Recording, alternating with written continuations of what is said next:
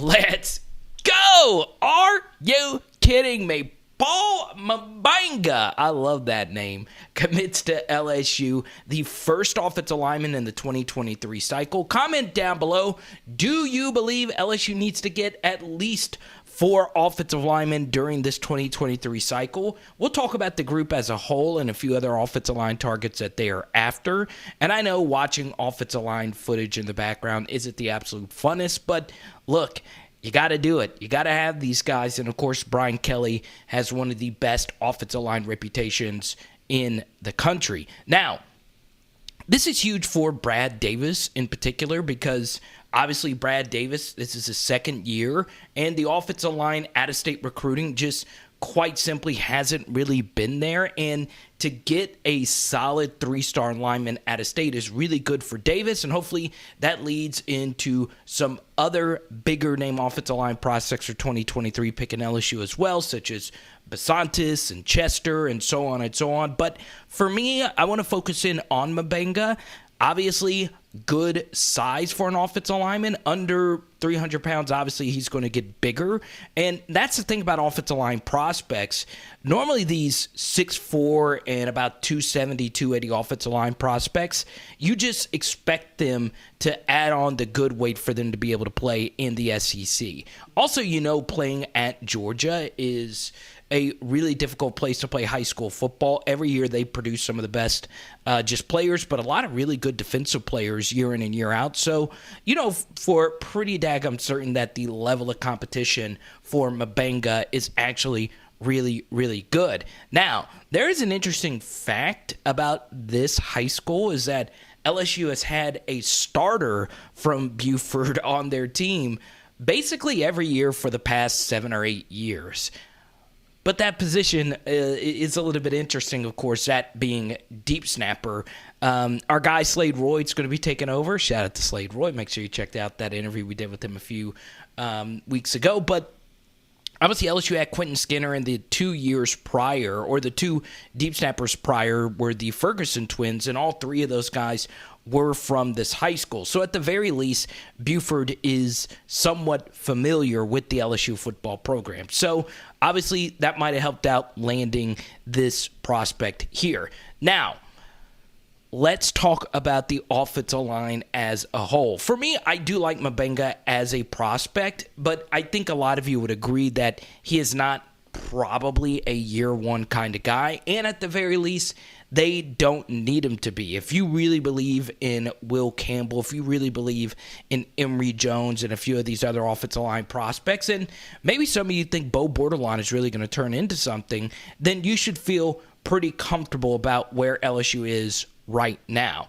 Of course, Cam Wire will probably be gone after this year, and you do hope for the best for guys like Marcus Dumerville, Garrett Dellinger. But for us to really project the future offensive line at LSU, we just need to at first see how they actually line up next season. Outside of Will Campbell at left tackle and the fact that Miles Frazier and Tremont Shorts are likely going to start, we don't really know exactly how they're going to line up. More than likely, it's going to be Charles Turner at center, the 2 transfers at guards, and Cam Wire at right tackle with Will Campbell at left tackle. But for the most part, we just don't know. And until we know that, we don't really know how the depth is actually going to work itself out.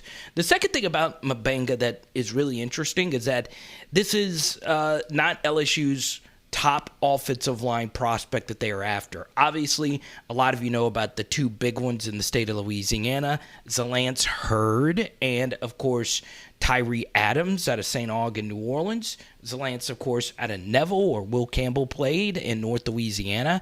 That's where the focus is going to be, which is why I need your help in the comment section, because I feel pretty good about LSU landing both of those guys. In particular, Zalance Hurd and Tyree Adams could commit before they even play their senior season. My question for you is, do you feel LSU needs to get another?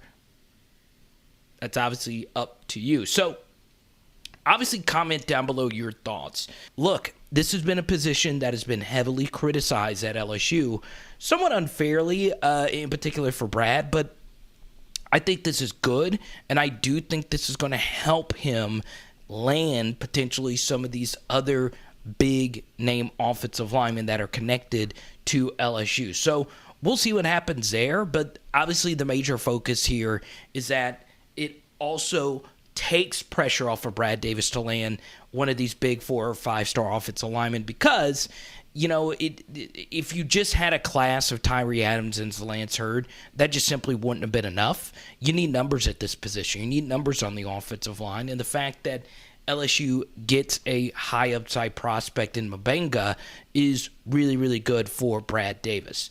Now, we get to this portion of the video, and I think this is the absolute funnest way to look at a prospect, especially a 3-star prospect.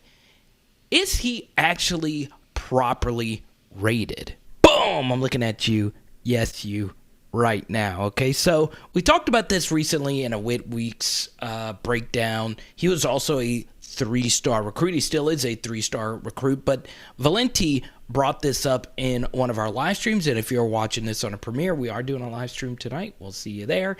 And what you're looking at here is the offer list for Paul Mubenga, and a lot like Whit Weeks, it's really, really impressive. Like, Whit Weeks, his finalists were Georgia, Ole Miss, Oklahoma, and LSU, essentially. And for Mubenga, this is a guy who took official visits to Michigan, Texas A&M, and North Carolina before committing to LSU. So a few things about what you're looking at right here. And you're looking at all these really good offer lists from some powers and some non-powers. But the two things that really stand out to me is that LSU actually was a little bit later when it comes to actually issuing an offer. He visited the spring game, as did some other recruits that LSU ultimately did not land. But, for me, the fact that he went to the spring game, LSU was kind of late to the process, and he still ended up picking LSU,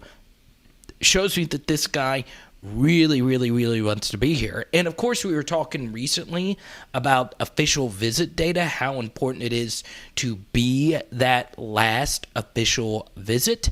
It goes a long way, and LSU was the last official visit before Paul Mubenga decided to make his decision. And the fact that you beat out an SEC West rival for a recruit is always a really, really, really good thing. So, yes, he is just a 3-star, but it's very important to look at the steam that some recruits are getting from other schools before you actually just judge a recruit based on their rating. Boom! I'm looking at you. Yes, you. Okay, so in the background, you see some footage via On3 of Zalance Hurd. Obviously, this is LSU's priority when it comes to offensive line, along with Tyree Adams, as we mentioned a little bit earlier. But the bottom line is you, as an LSU football fan, should feel unfreaking believable about how the recruiting has been going for the Tigers. Now, if this continues, and then, of course, Sampson, who is a huge domino at wide receiver, you should feel really, really good about the Tigers. Now, as many of you know, just because you're an elite recruit doesn't mean you are for sure going to be the better prospect. As this young man from Buford, Mubenga, could be the best offensive lineman LSU picks up in this cycle. So you never really know about this, and evaluations could be all over the place. So what's very interesting, and a lot of you that are a part of the PHL Patreon community have already seen our first edit of our Jaylen Brown deep dive, is that it is really, really, really hard to get a consensus grade on any prospect, okay? And I've been looking at a ton of recruiting data to try to evaluate and predict if Jaylen Brown is going to be the next great LSU wide receiver. And what's very fascinating, many of you know this, like, the 3 stars can sometimes outperform the 5 stars and vice versa. But it's truly incredible how different people evaluations can just be from recruiting site to recruiting site. And that's something that always has fascinated me. Like, for instance, Darren Reed, a guy that I am personally really, really, really high on, is really highly rated on three, but on the other sites, he's not even a top 40 defensive lineman. So it's a very, very fascinating development to take a look at different prospects on different recruiting sites. It just fascinates me how they even come about their grade. Is it the 7-on-7? Is it game tape? Is it evaluations? Is it offer sheets?